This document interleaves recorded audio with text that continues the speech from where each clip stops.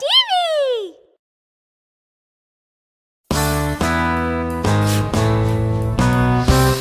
8 साल की मेघना अपनी मम्मी पापा के साथ कानपुर में रहती थी। मेघना के पापा स्कूल में साइंस के टीचर थे। हर संडे को मेघना के पापा मेघना को पढ़ाते हैं। बेटा, न्यूटन की गति का तीसरा नियम बताओ। प्रत्येक क्रिया की बराबर एवं विपरीत दिशा में प्रक्रिया होती है। पृथ्वी और सूर्य के बीच कितनी दूरी है? 150 मिलियन किलोमीटर। शाबाश बेटा, तुम जरूर एक दिन विज्ञान के क्षेत्र में कुछ करके दिखाओगी। मेघना अक्सर अपने पापा के साथ रात में छत पर आ जाती और तारों से भरे अंतरिक्ष को देखकर तरह तरह के सवाल पूछती रहती। पापा, मैं अक्सर 2 चलते हुए तारों को एक दूसरे की ओर आता हुआ देखती हूँ, लेकिन वो एक दूसरे से कभी टकराते क्यों नहीं है? बेटा, वे एक ही लाइन में नहीं चल रहे होते।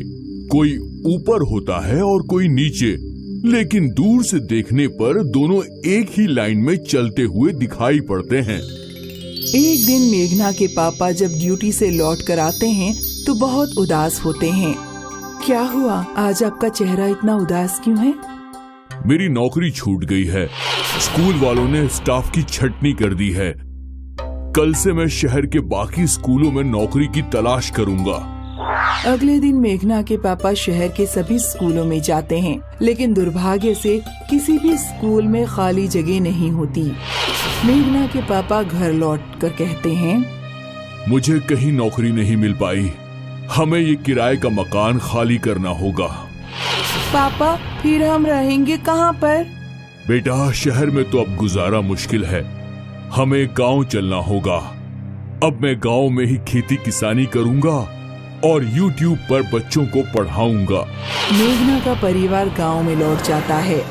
मेघना के पापा मेघना का एडमिशन सरकारी स्कूल में करा देते हैं और रोजाना शाम को उसे खुद पढ़ाते हैं। कुछ साल बाद मेघना बड़ी हो जाती है और दिमाग इतना तेज हो जाता है कि वो 12th क्लास ग्रेजुएट के क्वेश्चन सॉल्व करना सीख लेती है। एक दिन स्कूल में साइंस मॉडल कंपटीशन होता है। मेघना एक रॉकेट का मॉडल बनाती है। कंपटीशन में मेघना को फर्स्ट प्राइज मिलता है। तभी गांव में कोरोना नाम का एक वायरस फैल जाता है, जिसकी चपेट में मेघना के पापा और मम्मी भी आ जाते हैं। मेघना के पापा की मृत्यु हो जाती है और माँ बीमार पड़ जाती है। अब मैं मरने से पहले तुम्हारी शादी कर देना चाहती हूँ। अब तुम्हारे पिताजी तो हैं नहीं। अगर मैं भी मर गई तो कौन तुम्हारी शादी ब्याह की जिम्मेदारी संभालेगा? मेघना की माँ मेघना की शादी गांव के ही एक लड़के से कर देती है। एक दिन मेघना अपने पति से कहती है, सुनिए जी, मेरा 12th क्लास कंप्लीट हो चुका है। अब मैं शहर जाकर यूनिवर्सिटी में एडमिशन लेना चाहती हूँ। लेकिन शहर तो यहाँ से बहुत दूर है। मैं वहीं पर एक कमरा किराए पर ले लूंगी। मैं हर संडे को यहाँ पर आ जाया करूँगी। मेघना का पति समझ जाता है कि मेघना बहुत जिद्दी है। वो अपनी पढ़ाई पूरी करके ही मानेगी। मेघना शहर में एक रूम ले लेती है और कॉलेज में पढ़ने लगती है। एक दिन मेघना जब अपने घर पर आती है तो अपने पति को बताती है, हम लोग कॉलेज में सूरज पर जाने वाले रॉकेट के प्रोजेक्ट पर काम कर रहे हैं। अगर हमारा प्रोजेक्ट अच्छी तरह बन गया तो हमें इसरो में काम करने का मौका मिलेगा। अरे, ये इसरो किस चिड़िया का नाम है? इसरो यानी इंडियन स्पेस रिसर्च ऑर्गेनाइजेशन। वही भारत में सब रॉकेट वगैरह छोड़ता है और स्पेस की टेक्नोलॉजी पर काम करता है। एक दिन जब मेघना कॉलेज की लैब में रॉकेट के प्रोजेक्ट पर काम कर रही होती है तो गलती से लैब में आग लग जाती है। कॉलेज वाले मेघना को निकाल देते हैं।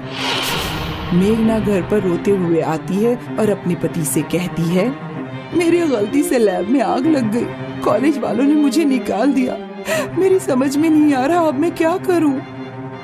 तुम अपना प्रोजेक्ट यहाँ घर पर ही बनाओ। जो भी जरूरत का सामान होगा वो मैं तुम्हें ला कर दूंगा। मेघना अपने पति की सहायता से लगातार 6 महीने तक सूर्य पर जाने वाले रॉकेट के प्रोजेक्ट पर काम करती रहती है। एक दिन मेघना पूरा प्रोजेक्ट कंप्लीट कर लेती है और सीधे इसरो के ऑफिस में चली जाती है। इसरो के वैज्ञानिकों को मेघना का प्रोजेक्ट बहुत पसंद आता है और वो मेघना को इसरो में जॉब का ऑफर भी दे देते हैं। मेघना के प्रोजेक्ट के आधार पर एक असली रॉकेट तैयार किया जाता है। मेघना का शहर के सभी अखबारों में नाम छपता है और मेघना रॉकेट रानी के नाम से फेमस हो जाती है।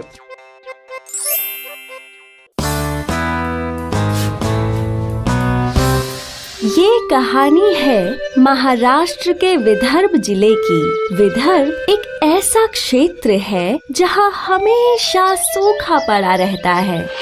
यहाँ के किसानों का जीवन हमेशा संकट में ही रहता है, क्योंकि ना उनके पास पीने के लिए पानी है और ना ही खाने के लिए अनाज।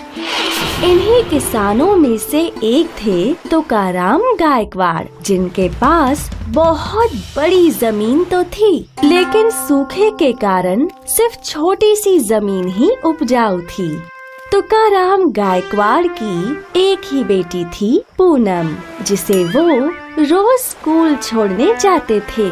बाबा, आप मेरे को रोज स्कूल क्यों ले जाते हो? मेरी बाकी सहेली घर पर रहकर अपनी माँ का हाथ बटाती है और एक मैं हूँ जो सब लड़कों के साथ स्कूल जाती हूँ। क्या मैं एक लड़का हूँ? धत पगली, क्या स्कूल सिर्फ लड़के जाते हैं? और मैं तेरे को रोज स्कूल पढ़ने ले जाता हूँ ताकि तू पढ़ लिख कर एक बड़ी अफसर बने। बड़े अफसर क्या करते हैं? वो बड़े बड़े ऑफिस में बैठते हैं, काम करते हैं, उनके पास बड़ी बड़ी गाड़ियाँ होती हैं और बंगले भी। वो खेती नहीं करते क्या? नहीं, भला वो खेती क्यों करेंगे? तो मुझे बड़ी अफसर नहीं बनना। वो क्यों? क्योंकि मुझे तो खेती करनी है। धत पगली, चल तेरा स्कूल का समय हो गया है, जा स्कूल जा। पूनम को बचपन से ही पेड़ पौधों से बहुत प्यार था। वो अक्सर पेड़ लगाया करती थी और उसका ये प्यार उसके बड़े होने पर भी जारी था। आज पूनम 10वीं पास हो गई थी और तुकाराम जी बहुत खुश थे। वो पेड़े लेकर घर पर आए। अब मेरी बेटी बड़ी ऑफिसर बनेगी। अच्छा ये बता, तू इंजीनियर बनेगी या डॉक्टर? बाबा। अरे बेटा पूनम, बोलना, क्या बनेगी, इंजीनियर या डॉक्टर? बाबा, मुझे कृषि वैज्ञानिक बनना है। क्या कृषि वैज्ञानिक? क्या रखा है इस कृषि विज्ञान में? मैंने सोचा था तू डॉक्टर बनेगी, लोगों का इलाज करेगी और मेरी छाती चौड़ी हो जाएगी, लेकिन ना जाने तुझे क्या लगाव है इस खेती से। तुकाराम जी वहाँ से गुस्से में निकल गए। पूनम की माँ ने भी उसे बहुत समझाने की कोशिश की, लेकिन खेती के लिए उसका प्यार अटूट था। वो आगे पढ़ने के लिए ट्रेन में बैठने ही वाली थी।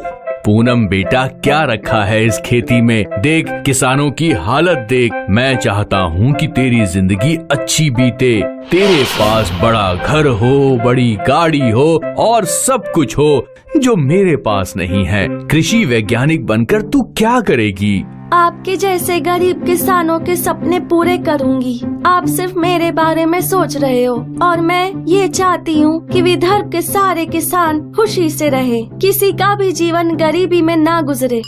फिर पूनम की ट्रेन छूट गई और वो पुणे के लिए निकल गई। उसने पुणे में एक कॉलेज में एडमिशन लिया। पूनम दिन रात खेती और पौधों के बारे में पढ़ती रही और आखिर 5 साल पढ़ाई करने के बाद वो दिन आ ही गया जब पूनम एक कृषि वैज्ञानिक बनी। उसकी मेहनत और लगन से उसे सरकारी ऑफिसर की नौकरी भी मिल गई और फिर पूनम अपने गांव वापस लौटी सरकारी गाड़ी में, वो भी विदर्भ की कृषि ऑफिसर बनकर। और अब तुकाराम जी को अपनी गलती का एहसास होने लगा। उन्होंने अपनी बेटी को गले लगाया। पूनम ने विदर्भ की प्रगति के लिए बहुत अच्छे तरीकों का इस्तेमाल किया, जैसे रेन वाटर हार्वेस्टिंग। पूनम ने किसानों में हाइब्रिड बीजें बांटी, जो विदर्भ की तेज गर्मी और पानी के लिए ही बनी थीं। कुछ ही महीनों में जो खेत हमेशा बंजर होते थे, वहाँ फसलें लहराईं, सब्जियाँ दिखने लगीं। सभी लोग पूनम की प्रशंसा कर रहे थे।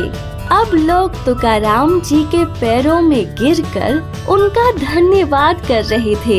ये देखकर तुकाराम जी की छाती चौड़ी हो गई कि आज उनकी बेटी की वजह से उन्हें इतना सम्मान मिल रहा था। तो बच्चों, इस कहानी ने हमें ये सिखाया कि कोई भी करियर छोटा या बड़ा नहीं होता, और अगर हमें किसी चीज से प्यार हो तो उस पर डटे रहना चाहिए। जैसे पूनम के पेड़ों के प्यार ने उसे कृषि वैज्ञानिक बनाया, जिसने पूरे विदर्भ की जिंदगी बदल दी।